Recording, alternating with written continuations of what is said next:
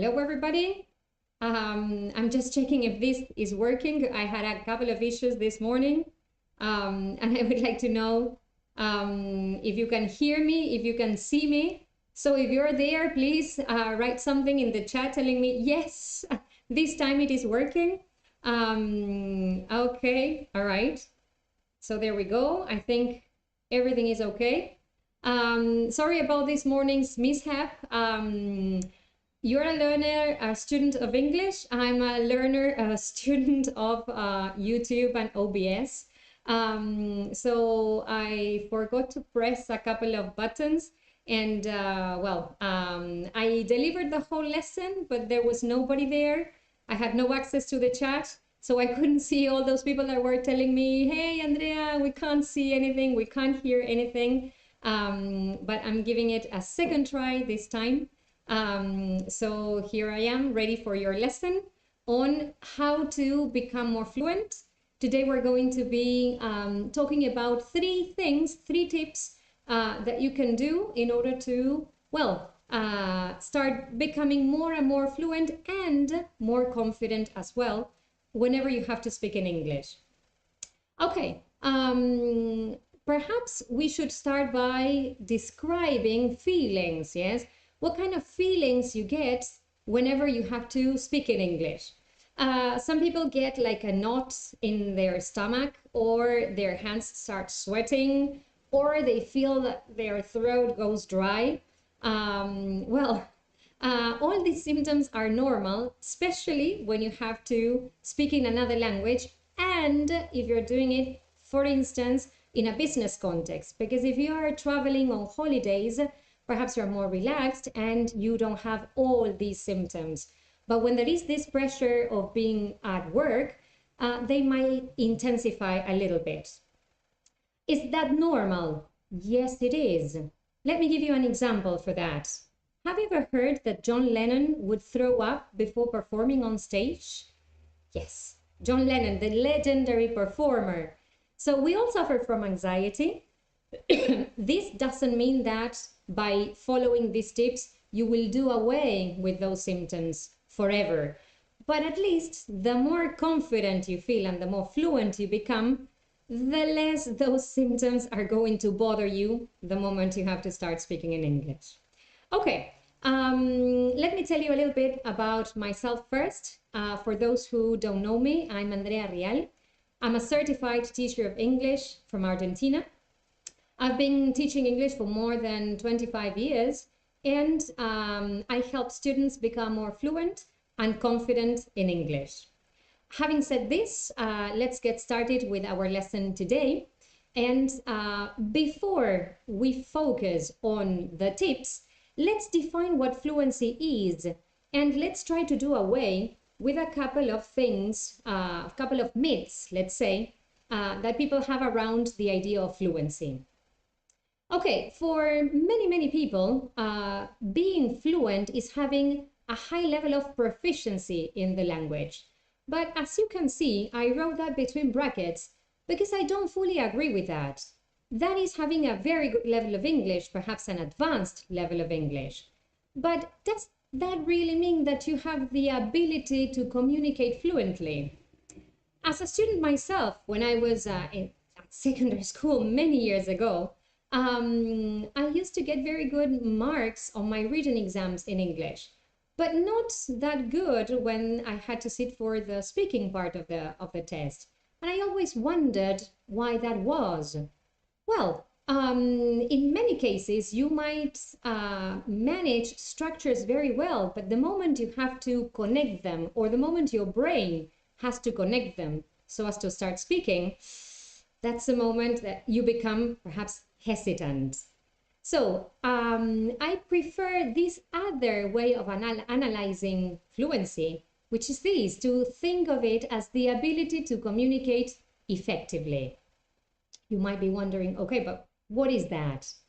Let's imagine, I don't know, a situation on a business trip or traveling on holidays. You're at a hotel, you have a problem in your room, and so you need to call reception to get that problem solved. If you can communicate effectively, you will be able to explain what the problem is, and most probably you will get a solution. But if you cannot communicate that effectively, perhaps you won't make your ideas clear, you won't put them into clear structures. So that is the difference between having perhaps a high level of proficiency in the language and being able to communicate effectively. I've got lots of pre-intermediate students who can deliver presentations, have meetings in English, even though their level is not as proficient as some people might think. But they are very clear, they have the ability of putting their ideas into words and transmit an understandable message. So, why is this so important to analyze before starting with everything? Because if your goal is to become fluent with this definition, it's going to be like an unachievable goal. You will always feel that you won't be able to reach that point. Whereas if you think of fluency as having the ability to communicate effectively, that is something you will be able to do, you will be able to reach. Okay? So, one thing before we move on to the tips, is the chat working? Can anybody send a message in the chat just for me to check that everything is okay? I don't want to do the same thing I did in the morning. Is it working? I cannot get anything here. Oh my goodness. Hope everything is working well. Yeah, thank you, Leo. Okay, thanks a lot. Okay, so let me move on. And let's start with our first tip. If you follow me on my Instagram account, you will perhaps have seen my first reel in which I suggested that for you to become more fluent in English, you have to speak, speak, and speak. There's no other way in which you can become fluent if you don't do that. If you want to improve your listening skills, you have to do more listening activities. And if you want to improve your speaking skills, well, this is what you have to do. Let's make an analogy here. Imagine a kid trying to learn how to ride a bicycle without the safety wheels. That takes time, it takes practice, it implies an effort, and you might think that doing that from one day to the other is almost impossible. And it is, because the kid has to find the balance necessary to leave the safety wheels away, and he has to become like one with the bicycle. It's the same thing with the language. You have to try and try again. Even if you fall, let's say, you have to try again. There might be situations in which you just say, oh my goodness, I wanted to say this and I couldn't, or I wanted to transmit this idea and I don't know if I was clear enough. Well, you have to go on trying again and again and again. Now, perhaps you're wondering, okay, yes, I want to speak more, but what can I do? Or how can I speak more? Okay, so there are two possibilities. It would be ideal if you could find a conversation partner. That is another person who you can practice your English with. Many of my students are participating in a project in which they have to have virtual meetings, one-to-one meetings with people from other countries, and they have to speak in English. Because one of the rules of this project is that the two students cannot speak the same first language. So people from Argentina would never be paired with somebody who speaks Spanish. And so the only way in which you can communicate in this project is by using English. Sometimes we also share classes with teachers from other countries, and the same thing happens. The only way in which you can transmit your idea is by using English. So that would be like the ideal scenario, getting a conversation partner. But perhaps you tell me, I have no time, I don't have a conversation partner, so what can I do? Well, talking to yourself, as I said on my Instagram reel, also does the trick. Because what you have to do is to articulate the sounds, the words, the structures in English. So talking to yourself about whatever comes to your mind It could be about your previous day, describing what you did. You might tell yourself about your dreams, about your plans for the future. Or perhaps what you could also do is to imagine a situation in which you had to use English. For instance, meeting somebody for the first time. And so you might think of what kind of questions you might ask this person or that person might ask you. Questions such as, okay, what are your hobbies? What do you like doing in your free time? Tell me something about your family. What do you do? What do you do in your job? So having those questions in mind might help you to get ideas on what you could talk to yourself about. Yeah. So either one way or the other, the basic idea here is that you have to start speaking. The good thing is that you can do this on your own, yeah, at home, doing whatever thing you're doing while cooking, while driving, while taking a shower, and you just start doing it. Okay, first tip done. What about the second one? Okay, in this case, what I suggest people is not to translate from their mother tongue into English or vice versa. Why? Let me tell you a little bit about the way in which the brain works. In this case, if you translate terms from Spanish into English, the moment in which you want to speak in English, your brain will have to go into your Spanish terms first, then find the translation into English, and after that you will be able to put that idea into words. So imagine all that process, all the time it takes for your brain to speak that way. But perhaps you might tell me, hey, I don't know how to learn vocabulary or even structures in another way. Okay, in this case, there are things that you can do to avoid translating. Instead of learning isolated words, such as, I don't know, listen, think of an elementary level, somebody learning basic verb phrases. You might learn that in a phrase like, okay, you listen to the radio, you listen to music, listen to your heart, Roxette. I don't know if that rings a bell to you. Okay, so this is a wonderful way of internalizing vocabulary or even grammar structures in a more natural way. So the moment you need to say that, your brain will find the direct phrase in English without moving from one language to the other.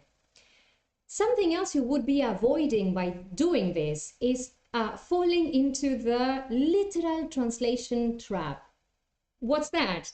Having a phrase in Spanish and translating each and every word separately and thinking that that is the way in which you have to speak in English. Okay, in this case, again, you would be making lots of mistakes because different languages have different ways of expressing perhaps the same idea. That's why it's so useful to learn grammar and vocabulary, in phrases. Give me just a second. There you go. I needed some water. Okay, what else can you do? I always tell my students to make the language their own. What do I mean by that? Okay, I have an example here of an expression in English, to be into something, which means to like something. If you want to learn this phrase so as not to use the verb like all the time, I like swimming, I like reading, okay, the best thing you can do is to think of an example in which you are represented, in which you feel identified with. Because perhaps here, the example on the dictionary says, I'm really into folk music, but you don't really like folk music. So the more personalized you can have all these phrases, the more memorable they will become. So not only try to learn, yes, you should try to learn grammar and vocabulary in phrases, but also you should try to make it your own, okay? So as to make it more memorable and have it there ready in mind whenever you have to use it. Okay, so ready with tip number 2, let's move on to tip number 3. My favorite one, sing songs in English. If you ever talk to any of my students, they will tell you that I sing a lot in class, even though I'm a very bad singer. Because whenever we are talking and there's a phrase that comes up to my mind associated with any conversation we might be having, I show them how that phrase appears in some kind of context. In this case, one of the most useful uses of singing songs in English to practice the language is because you are practicing the physical aspect of fluency. You might be wondering, what's that? Okay, we can divide fluency into two categories, the mental side and the physical one. The mental aspect of fluency is connected to those things that we have been talking about up to now. Yes, having phrases in your mind, not isolated words, avoiding translation, yeah. But the physical aspect of fluency has to do with the ability of uttering, in this case, English sounds fluently, so as to be able to get the ideas from your mind and put them into words by articulating the correct sounds that you need. An example comes to my mind here. I know a family from Taiwan, and yeah, I met them many years ago, and once they were trying to teach me a couple of words in Taiwanese. And I remember they made me repeat them, and I did so. I repeated them, and they kept on correcting me. And I said, but I'm saying exactly the same thing that they are telling me to say. But I wasn't articulating the sounds correctly. So by repeating, in this case, by singing songs again and again, you are helping your mouth, all the muscles in your mouth, find the right pronunciation of sounds in English. So that is one point, this physical aspect of fluency. The other wonderful side of learning English through songs is that you learn grammar and vocabulary in context. Let me give you an example. There's a song by Adele. I don't know if it's called Rumor Has It or if this appears in the song, but many times students ask me, okay, how can I say that some people are saying this thing or the other? Okay, if you remember that song, you will get that phrase immediately. Rumor has it that Andrea had a couple of issues in the morning with her live session today. So that's the point I'm trying to make, how useful songs are for both practicing, yes, articulating sounds in English and for getting grammar and vocabulary in context, okay? And last but not least, we have another point here saying that you are also helping your memory get these set phrases, what I said before, remember? Just not getting the verb listen on its own, but listen to music, listen to your heart, listen to the radio, okay? All right, great. So having said all this, let's go over, let's summarize, yes, what I have told you in this class. There are 3 things you can start doing today to improve your English fluency. Does this mean that there are no more tips? Yeah, there are many more. But in my opinion and in my experience, these are the best 3 tips that you can do, as I said before, on your own, and you can start doing them right now. First of all, remember how important it is to speak in English. If you have somebody to talk to, fantastic. If you don't have anybody to talk to, it doesn't matter. Talk to yourself. Tell yourself an anecdote, yes, of yours, your plans, your wishes, whatever you want to. Then remember how important it is not to learn new vocabulary or grammar structures by translating them into your language. Does that mean that it's prohibited? No, sometimes it happens that it might even be useful to grasp the idea of the term. But remember that the more personalized you get the example, the better your memory will grasp that term, or the faster your brain will get it when you want to put it into a phrase, into a conversation. And last but not least, have a lot of fun singing songs in English. It doesn't matter if you're not a good singer, that's not the point. Listen to the song, read the lyrics. You don't need to memorize the lyrics. You can just use Spotify, YouTube, whatever platform allows you that allows you to get the lyrics at the same time and sing. It would be great if you could start with simpler songs at the beginning and then, well, get into something more and more challenging. But don't go into something challenging from the very beginning because you might get a little bit disappointed, okay? All right. So I hope that these tips help you to start doing something today to become more fluent and more confident in English. I'm really glad that at last I could go live. This is my first live session, so I was a little bit nervous, especially after all the issues I had in the morning.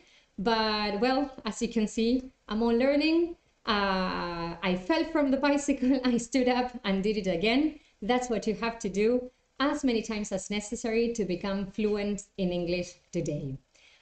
So thank you very much for all of you for being here. Martin, I saw you there in the chat. So we'll be meeting again next Wednesday at 11, yes, at our usual time on this same channel. If you found these tips useful, then write it in the comments once the video is ready.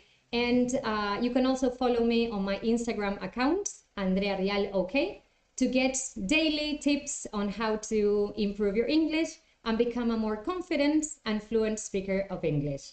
Thank you very much. See you next time. Bye-bye.